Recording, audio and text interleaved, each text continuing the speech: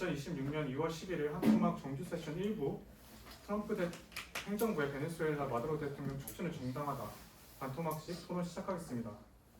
찬숙 측 1번 토론자께서는 입문 시작해주시면 되겠습니다. 청중 여러분들, 오늘 이 논제에서 가장 중요한 기준은 국제법의 형식적 정합성이 아니라 미국 국민의 실질적 이익과 안전입니다. 마두로 축출 작전은 타국에 대한 무리한 간섭이 아니라 미국 사회에 대한 범죄와 안보 위협의 근원을 제거하고 마비된 국제 질서를 정상화한 결단이었습니다. 첫째, 마두로 정권은 미국 안보를 위협하는 적대 세력의 전진 거점이 되었습니다. 마두로 집권 기간 동안 베네수엘라는 러시아와 이란의 안보 인력, 군사 고문단, 정보 협력 네트워크가 구조적으로 유입되었습니다. 특히 이란은 베네수엘라에 무인기 기술을 이전하고 혁명 수비대와 연계된 조직망을 구축하며 미국 본토를 겨냥한 비대칭 위협을 현실화했습니다. 마두로 정권은 단순한 반미 정부가 아니라 러시아와 이란이 서방부에 접근할 수 있는 전략적 통로이자 안보 플랫폼으로 기능했습니다. 이러한 위협을 방치하는 것은 외교적 자제나 중립이 아닙니다. 둘째, 마두로 정권은 외교와 사법이 무력화된 범죄 정권이었고 강제적 축출은 불가피하고 효과적이었습니다. 2020년 미 법무부의 공식 기소 이후에도 마두로 정권은 사법 절차와 외교적 접촉을 전면 거부하며 미국의 경고와 제재를 공개적으로 무력해왔습니다. 이는 미국의 법 집행이 아무런 대가 없이 무시되는 상태가 장기간 지속되었음을 의미합니다. 더욱이 2024년 베네수엘라 대선은 부정선거로 이루어졌습니다. 그 결과 마두로는 국내적 국제적 민주 정당성을 동시에 상실한 채 권력을 유지하는 상태가 되었습니다. 이 지점에서 중요한 것은 마두로 정권이 그 불법성을 교정할 수 있는 제도적 수단이 더 이상 존재했느냐라는 점입니다. 외교와 제재가 반복적으로 실패한 상황에서 강제적 축출은 남은 마지막 현실적 선택지였습니다. 베네수엘라 민주화 운동의 상징이자 25년도 노벨 평화상 수상자 마차도 역시 이번 작전이 베네수엘라 국민이 스스로 해결할 수 없었던 폭력적 독재 구조를 외부에서 차단하는 결정적 계기였다고 말하며 트럼프에게 메달을 선물하기도 했습니다. 이는 이번 조치가 미국의 일방적 패권 행사가 아님을 의미합니다. 셋째, 이번 작전은 안보, 에너지, 경제 측면에서 비용보다 편익이 큰 합리적 선택이었습니다. 베네수엘라는 세계 최대 수준의 원유 매장량을 보유하고 있음에도 마두로 정권 하에서 제재의 비용 불법 유통과 비공식 금융 거래 거점으로 기능해왔습니다. 이로 인해 에너지 공급이 정상 시장이 아닌 음성 네트워크에 의해 좌우되었고 국제 유가 변동성이 확대되면서 그 부담은 결국 미국 가계의 연료비와 기업의 비용 증가로 이어졌습니다. 마두로 축출 이후 정권과 결합된 불법 원유 자금 네트워크가 차단되면서 실제로 공급망 왜곡이 완화되었고 달러를 우회하던 비공식 결제 구조 역시 위축되었습니다. 이는 단순한 외교적 상징이 아니라 유가 급등 리스크 감소, 기업의 투자, 보험, 금융 조달 비용 완화 등 그리고 제재 집행력 회복이라는 구체적 효과로 연결됩니다. 제한적 군사작전의 일회성 비용, 그리고 이를 방치하였을 때 들어가는 자금과 수년간 누적되어 온 에너지, 금융, 불확실성 비용을 비교한다면 후자를 제거한 편익이 훨씬 컸다는 점에서 이번 결정은 경제적으로도 합리적이었습니다. 불법 정권은 방치하는 것이 중립이 아니라 그 비용을 국민에게 전가하는 선택이 되는 순간 국가는 행동해야 된다라고 주장을 드리면서 찬성측 입론 마치도록 하겠습니다. 네, 반대측 1번 토론자 입문 시작해주세요.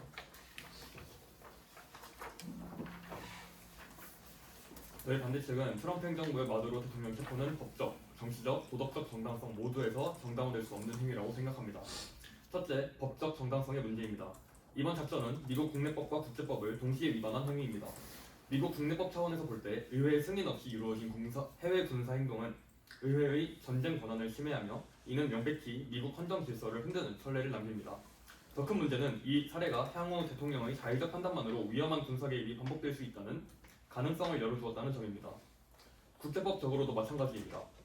이번 행위는 유엔 헌장에 명시된 영토 보전의 원칙과 국가 원수 면제 특권을 정면으로 위반합니다.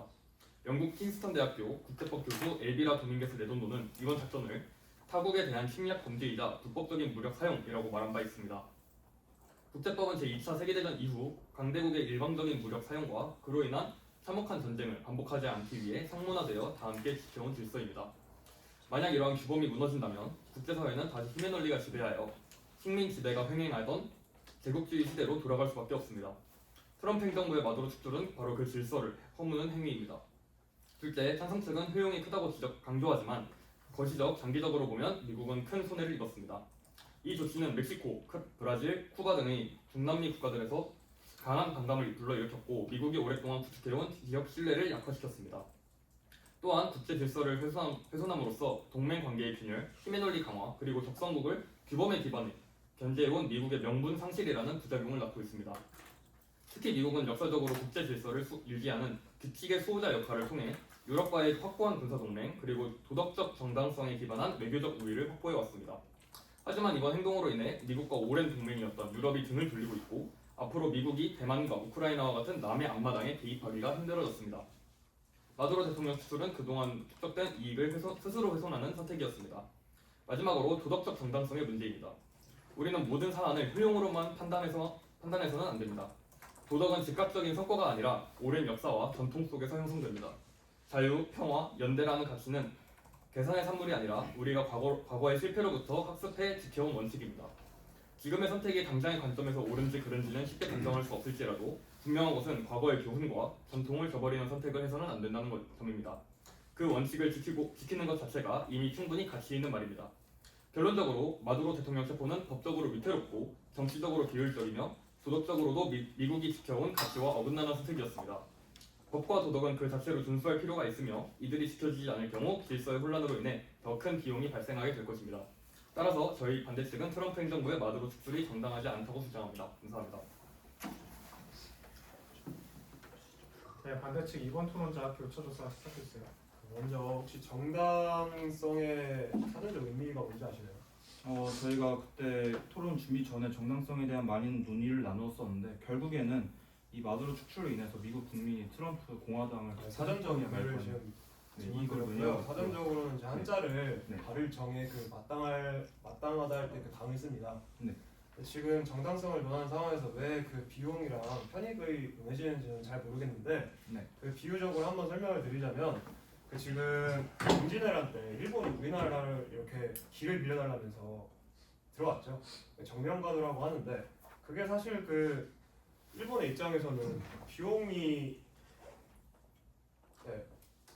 그러니까 이게 잠시만요. 꼬여가지고. 저 대답 먼저 하고 있을까요? 아니요. 그러니까 말씀드리려는 게 뭐였냐면 그 지금 구실과 정당함 이건 다르다는 건데 네. 구실이라는 거는 편익이 개입이 될 수 있어요. 근데 정당함이라는 걸 따질 땐 그 지금 어느 정도 좀 더 고차원적인 무언가 가치 같은 게 이렇게 개입이 된다고 생각을 합니다. 네. 만약에 편익만 이렇게 된다면 그 임진왜란 때 그것도 정당하다고 말해질 수가 있는 거고요. 그리고 하나 더 말씀을 드리자면 그 지금 국제법에 관해서 혹시 위반을 했다 안 했다 어떤 입장이신가요 정확히? 국제법을 위반했다는 입장에서는 저희도 동의를 합니다. 네, 동의하시고 그리고 지금 명목상으로 그러니까 겉으로 이렇게 보여지는 그 연구는 마약 문제가 좀 이렇게 강하게 말해지고 있는데 그게 실제로 존재한다고 생각하시나요? 네, 마약 문제가 실제로 일부 있었습니다. 네, 일부 있었다고 말씀해 주셨는데 일부라는 말은 정확하고요. 네. 그러니까 지금 여러 자료들 이렇게 봤을 때 사실 마약 때문에 침공했다라는 건 사실 좀 믿기가 좀 어렵습니다. 왜냐하면 최근에 그 마약 밀매라고 이렇게 기소가 됐고 45년형 정도를 이렇게 선고 받았다가 사면된 대통령이 있는데 온두라스의 전 대통령입니다. 만약에 미국이 마약 문제를 이렇게 크게 생각을 했더라면 온두라스 그 대통령을 사면을 하지 않았을 거라고 생각을 하고요. 그리고 지금 편익 면에서 이렇게 말씀을 많이 해주셨는데 답변을 좀 해도 될까요? 네. 하나 질문. 네네네. 편익 면에서 많이 말씀해 주셨는데 이 결국에는 지금 베네수엘라에 얽힌 것만 따져야 되냐 아니면 세계 전체 차원에서 따져가지고 지금 미국이 그 패권과 국제 질서를 주도하고 있잖아요. 네. 어떤 게 더 크다고 생각하시나요? 일단 시간이 없어서 짧게 답변을 드리겠습니다. 반대 측에서는 저희 입론을 잘못 이해하신 것 같은 게 저희가 세 번째 주장에서 말씀드린 경제적 효익은 그 부가적인 가치이고요. 저희가 근본적으로 말씀을 드린 이유 그리고 그 온두라스 대통령을 말씀해 주셔서 말씀을 드리는데 그 대통령은 국가적 외교적으로 소통이 불가능한 상태가 아니었습니다. 시간이 없어가지고 하나 더 말씀드리자면 네. 그 말씀을 드리고 싶은 건 지금 어떤 세계에 살고 싶냐 이겁니다. 그러니까 힘의 논리가 지배하는 세상. 미국 세계에서 살고 싶습니다. 네, 발언 시간 종료되었습니다. 찬성팀 2번 토론자께서는 교차조사 시작하세요. 질문 드리겠습니다. 일단 먼저 여쭙고 싶은 것이 베네수엘라가 미국에게 지속적인 피해를 입히고 문제를 발생시켰다라는 사실에 대해서 동의하십니까? 동의는 합니다. 그러면 지금 국제적 소통이 불가능한 베네수엘라를 상대로 지속적으로 미국이 피해를 입고 있는 상태였는데 마두로의 축출이 아니었다면 과연 어떠한 방식이 최선의 대안이었는지 설명해 주시기 바랍니다. 최선의 대안이 무엇인지 제시해드리긴 어렵지만 저는 좀 더 최선의 대안이 지금 반대측임에도 불구하고 바로 답변이 나오지 않는 이유는 미국이 지난 4년간 사법 조치 그리고 1년간의 작전 계획 과정 그리고 실작전을 계획하는 데 있어서 4개월이라는 과정을 통해서 고려한 사안이기 때문입니다. 이번 작전이. 그럼에도 마두로 축출 작전을 진행한 것은 그것이 미국 입장에서 최소 비용으로 최대 편익을 달성하기 위한 수단이었기 때문임을 말씀드리고 싶습니다. 또 질문 드리도록 하겠습니다. 이번엔 법에 관한 것인데요. 반대측 국가가 존재하는 가장 근본적인 이유는 무엇이라고 생각하십니까? 영토를 지키고 국민의 생명을 보호하기 위함이 맞습니까? 네, 그렇다면 국제법이나 국내법의 근본적인 본래 취지 또한 결국 인류의 평화를 수호하고 국내법은 국민의 안전을 지키기 위함이라는 사실을 위해서 설립된 것입니다. 이들은 기형급한 가치를 수호하기 위한 도구입니까? 아니면 그 자체로서 따로 불변해야만 하는 목적입니까? 도구라는 점에는 동의하지만 그것이 지금 마두로 축출 상황에서 그렇게 말하기는 쉽지 않다고 생각합니다. 왜 그렇죠? 왜냐하면 마두로 대통령 축출은 다양한 방면을 생각을 해봐야 됩니다. 네, 맞습니다. 지금 그렇게 다양한 방면을 해야 되는 이유가 그러니까 베네수엘라 사건이라고 통칭하겠습니다. 베네수엘라 사건은 기존에 있던 사례들과는 특수한 사례이기 때문입니다. 이 특수한 사례인 이유에 대해서는 이후 자유 토론에서 밝히도록 하겠고, 지금 일단은 베네수엘라 사태가 특수한 사례였다는 점, 그리고 도구라고 말씀해 주셨는데 이는 국제법이나 국내법의 절대적 규율이 아니고 후행적인 요소가 있기 때문에 상황과 맥락에 따라 고려될 필요가 있다라는 사실을 반대측에서도 어느 정도 인정한 것으로 보이고, 따라서 국가가 의사결정을 할 때 법보다 우선되는 가치, 즉 아까 말씀드렸던 국가 안보를 위해 베네수엘라에 의해 발생한 안보적 위협에 대해 미국의 대처가 옳았다라고 어느 정도 인정하신 걸로 제가 받아들이겠습니다. 또 다음 질문 드리겠습니다.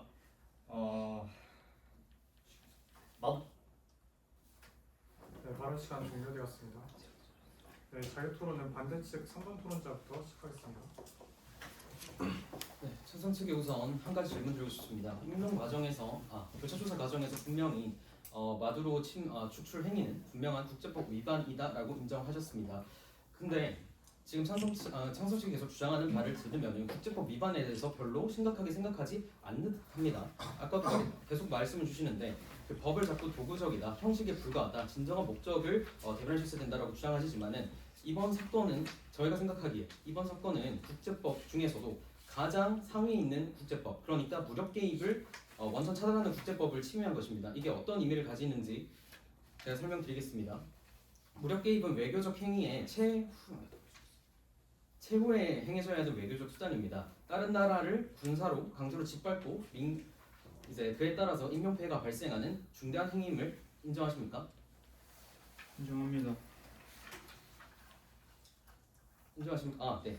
이렇게 말씀해 주신 것처럼 이제 국가의 무력 개입은 유엔 헌장이 지적하는 것처럼 이제 최후의 수단으로 여겨져야 합니다. 실제로 이번 베네수엘라 마두로 축출 작전에서 150여 대 항공기가 동원되고 수많은 미사일이 발사되었으며 인명 피해만 이제 100여 명에 추산되는 것으로 알고 있습니다. 이런 심각한 이제 법익이 훼손되었는데 이 점에 대해서 이제 인지를 분명히 해주셨으면 좋겠습니다. 미국 입장에서도 바로 이렇게 마두로 축출 작전, 그러니까 군사적 무력 개입을 바로 시도한 것이 아니라는 점을 저희가 교차 조사에서도 지속적으로 주장하고 있다는 것에 대해서 인지를 해주시면 감사하겠습니다. 4년 동안 분명히 미국은 할 수 있는 사법적 조치를 다 취한 후에 그것도 안 통하니까 군사적 조치를 취한 것입니다. 왜냐하면 군사적 조치를 취했을 때 생기는 비용보다, 그러니까 그것을 작전을 수행하는 데 드는 비용보다 미국인 입장에서 얘네를 제거하지 않으면 더 큰 비용이 생기겠다라고 판단했기 때문입니다. 물론 그 비용에는 지금 발생하는 현재 발생하는 비용뿐만 아니라 앞으로 생길 대외 이미지 훼손이라든지 전쟁 리스크라든지 이러한 것들을 모두 고려한 비용이지 단순히 비단 현재 이만큼의 비용이 발생했구나라고 해서 단순히 결정한 사안이 아니라는 것입니다. 그리고 방금 토론자가 비용적인 측면에 대해서 말씀을 해주셨는데요. 국제법에 대해서 한번 말씀을 드리도록 하겠습니다. 그러면은 미국이 이렇게 국제적 소통을 거부한 베네수엘라한테 어떠한 행위를 했어야지 이 마약 문제가 일부 해결이 되고 자신들이 겪고 있는 안보 위협이 해결되었는지를 제시해 주실 필요가 있고요. 그리고 국제법이 존재하는 이유는 결국엔 자국 국민을 보호하기 위해서인데 베네수엘라 국민이 현재 보호받지 못하고 있고 이건 책임의 P2P라는 단어에서도 명시하고 있죠. 그거 인정하시죠? 그래서 P2P에 대해서 자세히 네. 설명해 주시면 P2P는 책임 회피에 대한 이야기인데요. 강대국이라면 약소국에서 얻고 있는 국내적 정세 혼란을 책임져서 교정해줘야 된다라는 P2P라는 법이 유엔법에 명시되어 있습니다. 네, 그래서 그 이야기를 더 넘어서 저희는 혹시 답변 좀 드려도 되나요?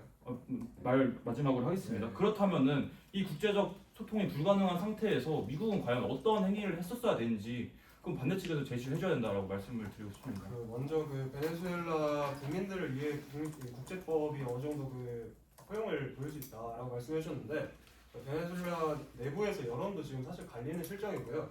그리고 대안을 제시해야 이렇게 반대를 할 수 있다라고 말씀해 주셨는데 그것도 잘 맞는지는 잘 모르겠거든요. 그리고 지금 최종적인 수단이라고 말씀해 주셨는데 그것도 사실 말이 안 되는 게 지금 베네수엘라와 중국의 어떤 밀착된 관계가 처음 시작된 지가 25년이 넘어가는 걸로 알고 있습니다.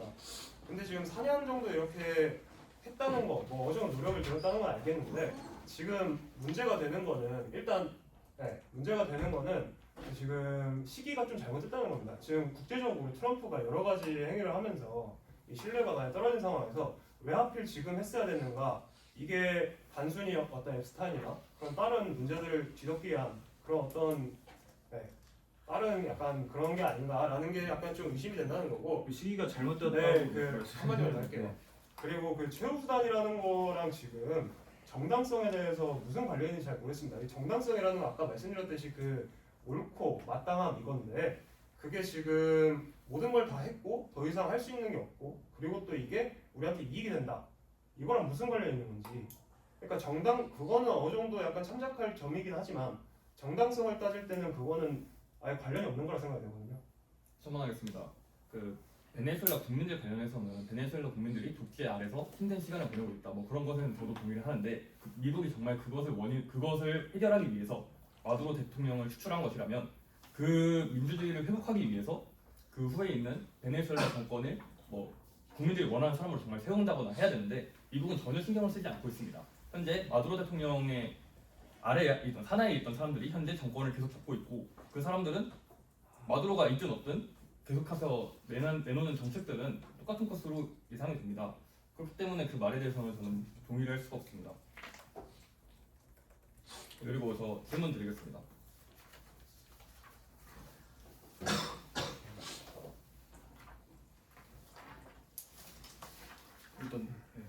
그 법이 도구로서 사용된다는 점에 대해서 제가 동의를 했었잖아요. 그 교과서에서. 근데 이게 법이 도구를 사용된다는 점에는 저도 동의를 했지만 그 도구로 사용되는 것이 나를 위해서, 내 이익을 위해서 남용이 된다면 그것이 법이 존재할 필요가 있는 다음 것인지 시간 대해서 종료되었습니다. 질문 드리고 싶습니다.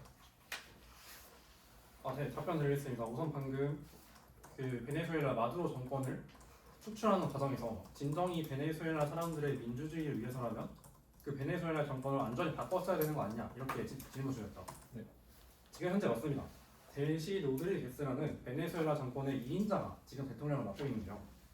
이 이유는 베네수엘라의 민주주의를 오히려 지키기 위한 것입니다. 왜냐하면 미국이 여태까지 벌였던 무력 침공들 중에 예를 들어서 카다피의 리비아, 후세인의 이라크와 같은 잔악한 독재 정권이 지배를 하고 있었던 나라들이 있었습니다. 그 나라에게 민주주의를 전파하겠다는 목적으로 미국이 침공을 했었고요.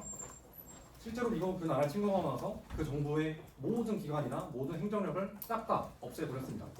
그 결과 몇십 년 동안 그 나라를 지배하고 있었던 독재자라고 할지라도 행정력이 마비됨으로써 붕괴 후 혼란기라는 게 생겨났는데 이에 대해서 어떻게 생각하십니까? 그리고 그에 대한 근거를 추가적으로 말씀을 드리겠습니다. 같은 정권의 인물을 임명을 하는 것은 결국 바뀌는 게 없지 않느냐라고 질문을 주셨는데요. 실제로 저번 주에 뉴욕타임즈에 나온 통계 자료에 따르면은 현재 베네수엘라 정부는 미국의 통제하에 나프타 공급을 수용하고 이건 저희가 이문 세 번째에서 말씀드렸던 원유에 대한 이야기입니다. 원유 판매 대금을 재무부 계좌 예치하는 등 말 잘 듣는 실무형 정부로 탈바꿈을 했다는 게 뉴욕에서의 입장입니다. 근데 어떤 것을 보시고 똑같은 정권으로 했을 때 그게 문제가 되는지를 명확히 제시를 해주셨으면 좋겠습니다. 왜냐하면 현재 있는 마두로 정권이 그 여당에 대한 강력한 세력 때문에 야당을 시간 네. 종료되었습니다. 답변 드리겠습니다. 지금 계속해서 지금 야권 지도자들을 현재 지금 현재 상황은 지금 마두로만 축출하고 그 기존의 정부, 기존의 기득권, 기존의 군부는 그대로 유지되는 상황입니다. 이 점 인정을 해주셨는데 그 이유가 그 현재 정권 안정을 위해서, 그 내부 안정을 위해서라고 말씀해 주셨는데요. 근데 정말 그렇다면, 정말 지금 당장은 조금 안정기를 겪고 나서 나중에 민주화를 시도할 것이라면 트럼프가 이에 대해서 적극적으로 언급을 했어야 합니다. 하지만 현재 트럼프 행보를 보십시오. 어떻습니까? 지금 본인에게 노벨상을 지어주었던 야권 지도자,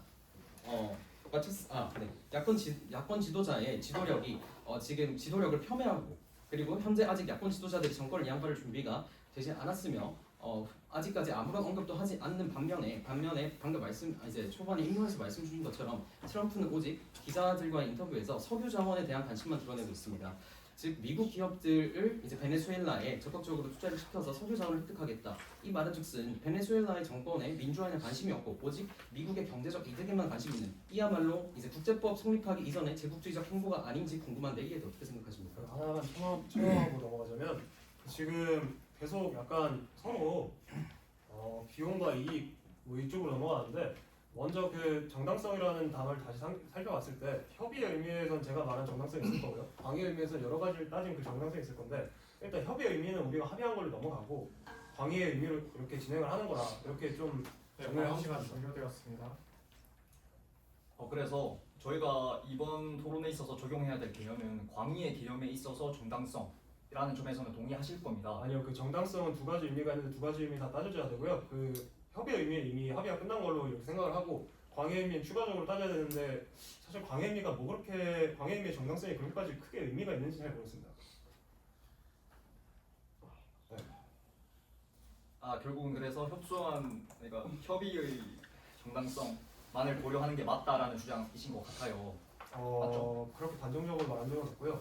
협의의 의미가 일단은 인정이 되어야 되는 게 일단 먼저 제일 중요하고, 광의의 의미를 네. 추가적으로 일단 따져야 들었습니다. 네. 지금 토론이 뭔가 정당성이라는 단어 하나에 초점이 맞춰져 있어서 서로 가치가 추구하는 가치가 다르다 보니까 조금 산으로 흘러가는 것 같은데, 저희 한번 정리를 하고 가겠습니다. 저희가 말하는 정당성은 미국이 베네수엘라한테 지속적으로 의사소통을 시도를 했고 그게 불가능해졌고, 그리고 미국은 피해를 입었고 그에 대해서 할 수 있는 수단이 축출밖에 없었다, 이런 식으로 말씀을 드렸습니다. 그에 대해서, 그리고 피해를 입은 것에 대해서 어떻게 할 것인지에 대해서는 반대 측에서 방어 대안을 제시해 주지 못하셨습니다. 이제 교차에서 내내 계속 생각을 해주셨으면 좋겠고요. 저 아까 궁금했던 게 반대 측 이번 토론자가 현재 시기가 조금 안 맞는다, 그러니까 축출은 할 수 있는데 시기가 안 맞는다라고 말씀을 해주셨는데, 할 수 있다고는 네. 얘기 안 했습니다. 시기가 잘못되었다는 점은 이 시기가 올바르게 맞는다면 대통령을 축출할 수 있다라고 말씀을 하시는 것 아닌가요? 아니요, 그 시기를 좀 잘 맞췄으면 정당하지 않더라도 네. 좀 더 약간 효과적이고 말씀하시는 그 어떤 편익적에서 좀 더 긍정적인 기대를 할 수 있는데, 있을 수도 있는데, 네. 근데 그래서 그 부분에 대해서 말씀을 드리고 싶은 게, 그러니까 중국이랑 베네수엘라랑 협의한 지 시간이 굉장히 오래됐다고 말씀을 해주셨습니다. 근데 저희가 지적한 거는 이란이 제일 문제인데요. 이란이 2023년, 2024년 어떤 짓을 했냐면은 베네수엘라에 그 자기네들 모화재를 다시 넣어서 무인기를 똑같이 베네수엘라에서 생산을 하게 했습니다. 이것을 냅두고 계속 시기가 늦춰진다면 당연히 미국 입장에서 안보적 위협이 되는 거 네, 아닌가요? 그것에 대해서 답변을 드리겠습니다. 네. 일단 지금 이제 기본적으로 이제 미국에 대해서 안보적 위협이 지금 약간의 낌새만 보인다면 지금 당장 대통령을 축출해도 괜찮다라는 식으로 논리를 전개하시는 것 같습니다. 아니요, 약간의 아닙니다. 낌새가 제가 계속 답변하겠습니다. 왜냐하면 지금 계속 말씀 주시는 것은 그냥 뭐 드론 생산 그리고 뭐 군사적 교류 이 정도인데, 주권 국가라면 당연히 자신이 강대국과 군사 교류를 맺고 자신의 이제 군사력을 증대시킬 수 있는 것이고요. 이것이 분명히 미국을 향한 군사적인 이제 조치인지, 그런 것들이 어떠한 정황도 없는 상황에서 그런 식으로 미국의 이제 함부로 국가 원수를 축출하는 조치를 정당하기에는 부족한 근거로 보입니다. 그리고 이와 더불어서 한 가지 질문 드리겠습니다. 저희가 정당성의 정의에 대해서 계속 논의했는데 저희 입장도 한번 정리드리겠습니다.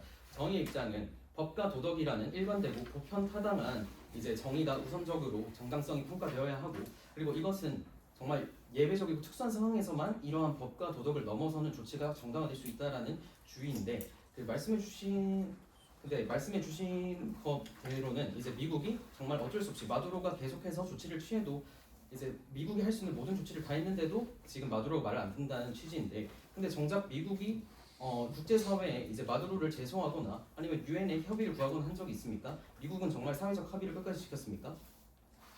우선 답변을 드리도록 하겠습니다. 저희도 자국이 국방력 증진을 위해서 그런 군사적 기술을 쓰는 것에 대해서 부정하는 것이 아닙니다. 근데 저희가 말씀드린 이문 첫 번째에서 말씀드린 근거를 다시 한번 생각해 보시면서 말씀을 드리겠습니다. 모아제르 6 무인기는 오로지 미국 타격을 위한 무인기입니다.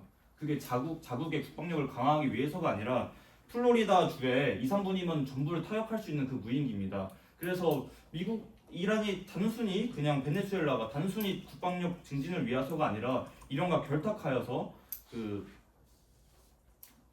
잘못된 무인기 국방의 안보를 위협을 한다는 점을 말씀을 드리고 싶습니다. 또한 지금 유엔이나 안보리 차원에서 조금 노력하는 그 모습을 트럼프가 보여줬어야 한다라고 하셨지만 미국 입장에서는 바이든 행정부 시기에 실제로 안보리가 상임이사국 간 거부권 구조로 인해서 베네수엘라 사안에서 반복적으로 교착 상태에 빠졌다라는 그 메시지를 남긴 적이 있었고, 이는 미국 정부에서 이러한 사법적 노력 외에도 뭔가 상위 기구를 통한 협의가 있었다라는 사실을 방증하는 것이고요. 지금 그래서 문제가 되는 것이 미국인 입장에서 왜 이게 정당하지 않은가에 대해서 태클을 걸고 계시는 것 같은데, 네, 우리가 우리가 시간 종료되었습니다. 답변 다른 뭔가 이렇게 했다라고 말씀해줬는데 그게 제가 알기로는 무인기 말씀하신 건 무인기 위협이나 그런 것들이 일어나기 전이라고 알고 있거든요.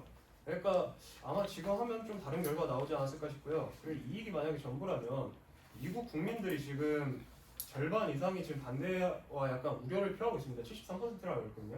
그건 왠지 저는 잘 이해가 안 되고요. 그리고 이 점을 되게 계속 강조하시는데 미국 싱크탱크 중에 하나 그 애틀랜틱 카운슬이라는 곳에서 그 선임 고문 역할이 있는 사람이 이 차베스 이전 수준으로 원유 생산을 회복하는데 10년, 20년이 걸린다. 근데 10년, 20년이면 사실 그때 가서는 국제 정세가 어떻게 될지 모르거든요.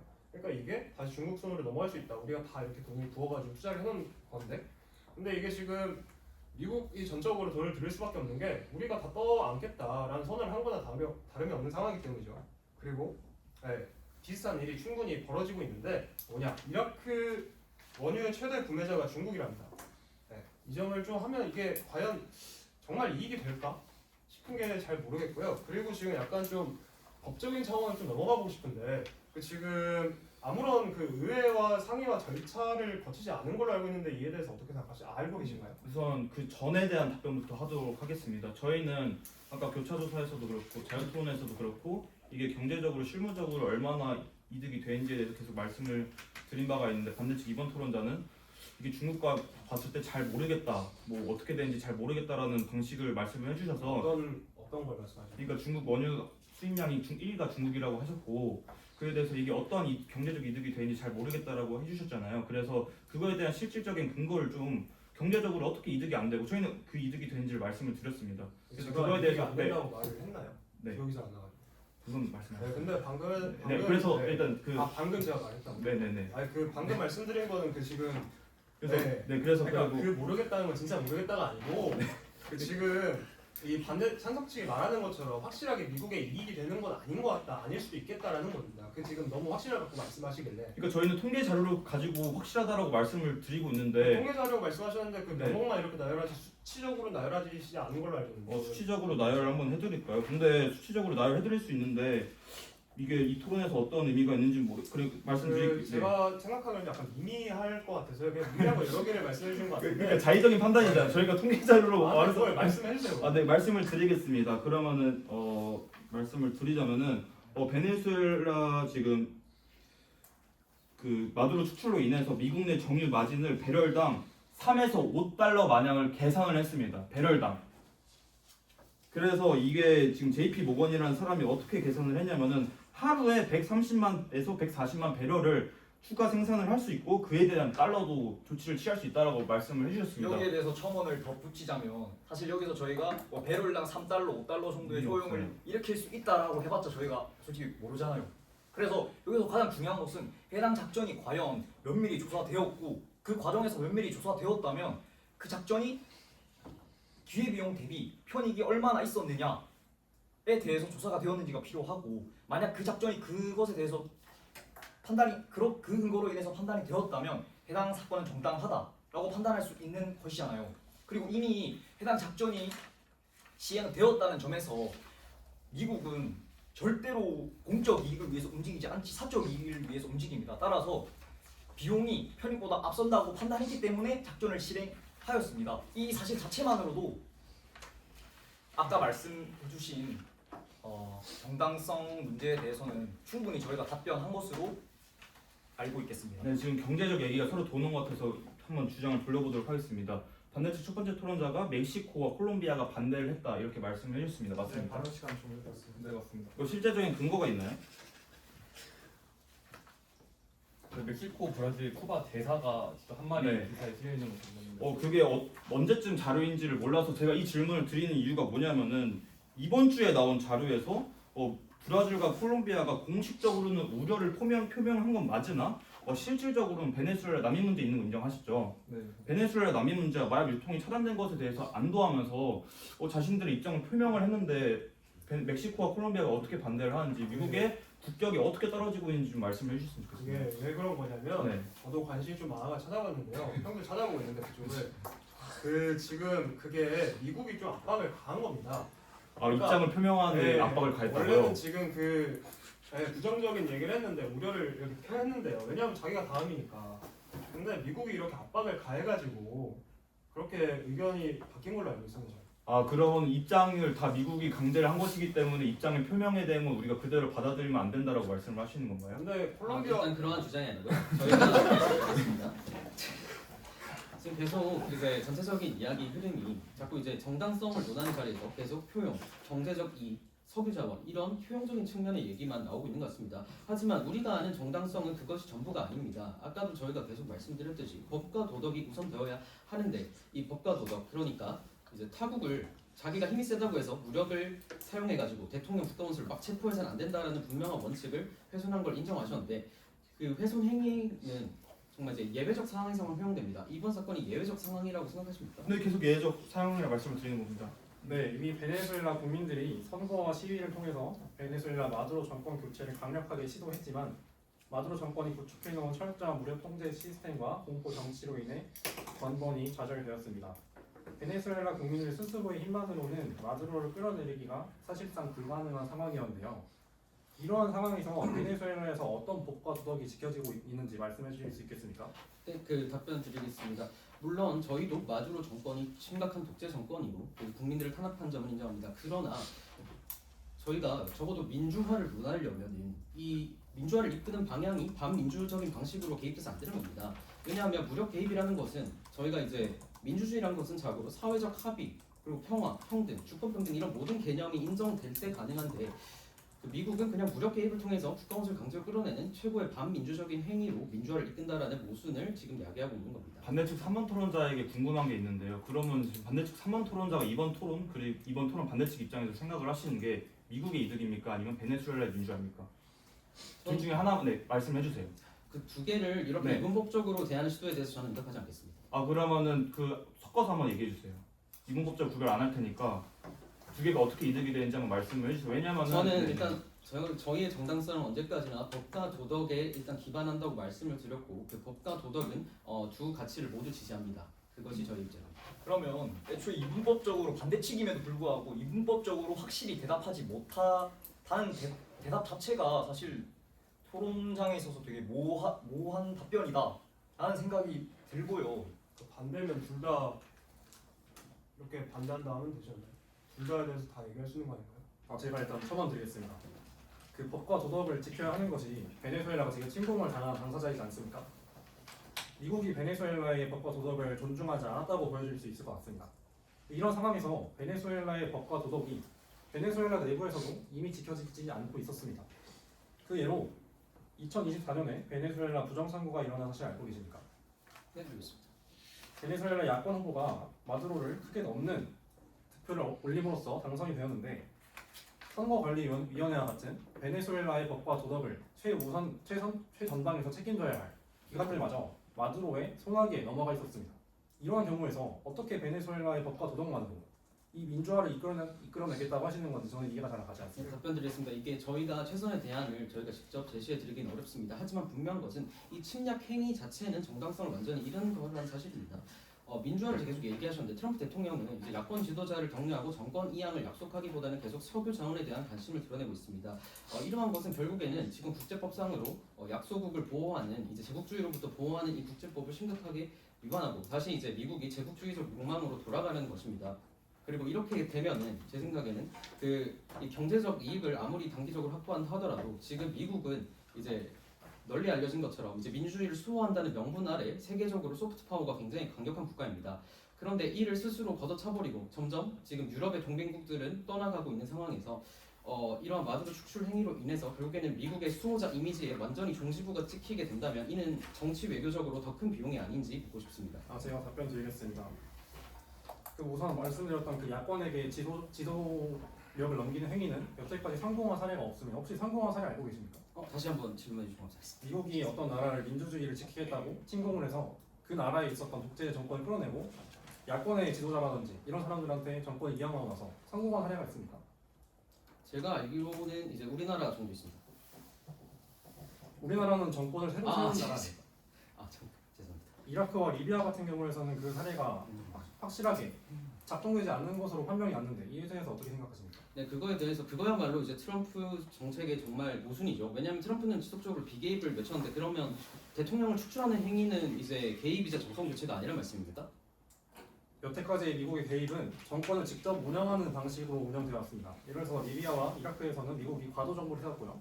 하지만 지금 같은 경우에는 베네수엘라에 과도 정부를 세우지 않고 델시 로드리게스라는 베네수엘라의 정부를 세운 것인데 이게 어떻게 같다고 주장하시는 또 첨언 드리자면 아까 지금 발생할 정치적 비용 같은 것들도 고려되지 않았다라고 말씀하시지만 사실 국가가 작전을 수행함에 있어서 그런 것들을 고려하지 않았다는 것은 논리적 비약인 것 같고 지금 그래서 이게 왜 정당하냐라고 했을 때 결국 저희가 밝힌 바로는 안보, 사법, 민주주의라는 세 가지의 가치를 모두 한 번에 끼워넣은 대상은 이 전 세계를 통틀어 마두로가 유일하였기 때문입니다. 또 그 유일한 위험을 처리하기 위해서는 이번 작전이 필요했습니다. 네, 바로 시간 종료되었습니다. 3초 남으셨는데 사용하시겠습니다. 일단 미국이 왜 미국이 왜 그걸 하냐는 겁니다. 네, 발언 시간 마무리되었습니다. 저희 토론 이만 다들 이렇게 조금 가라앉혀주시고요. 저희 토론 이제 마무리하겠고 수기 시간 사용하시겠습니다. 끝나면 우리 모르겠어요. 그냥 1분 하고 있으면 대한님이 하면서 최고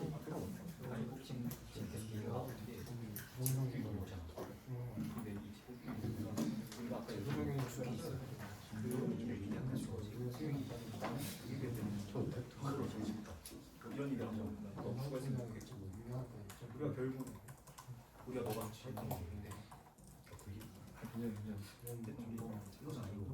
그러니까 이말 못 했죠.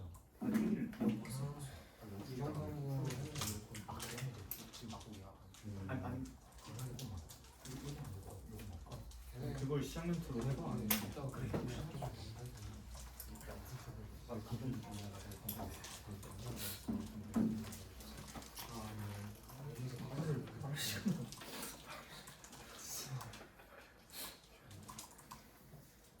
네, 수기 시간 종료되었습니다.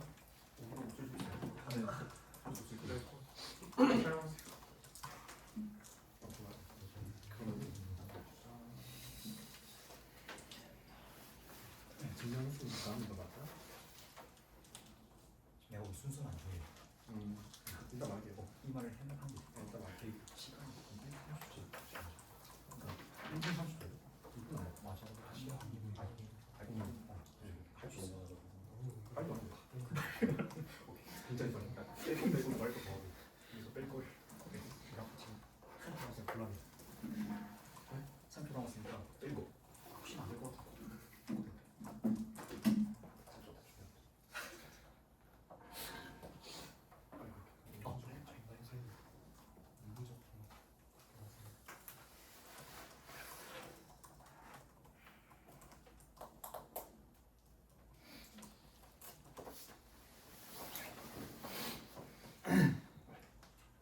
수기 시간 종료되었습니다. 반대측 3번 토론자부터 마무리 발언 시작하겠습니다.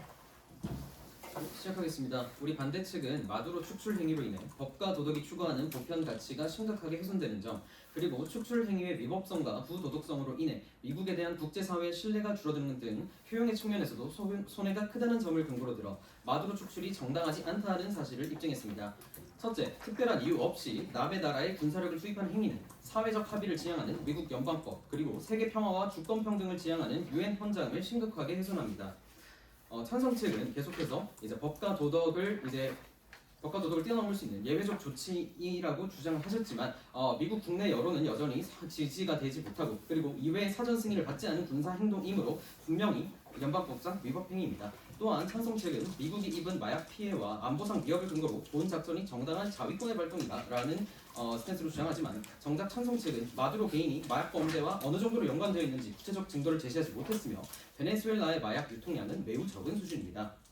둘째, 효용의 측면에서도 미국이 얻는 단기적 이익과 비교했을 때 질서 혼란과 신뢰 파괴로 발생하는 장기적 비용이 더 크게 발생합니다.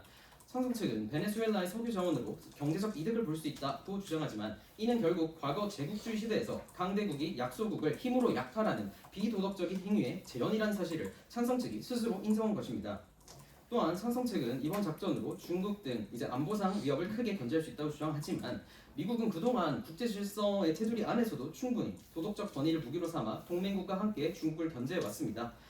뿐만 아니라 마두로 축출 이후로 중국이 무력을 행사할 가능성은 높아졌고 미국의 도덕적 권위는 추락한 것입니다.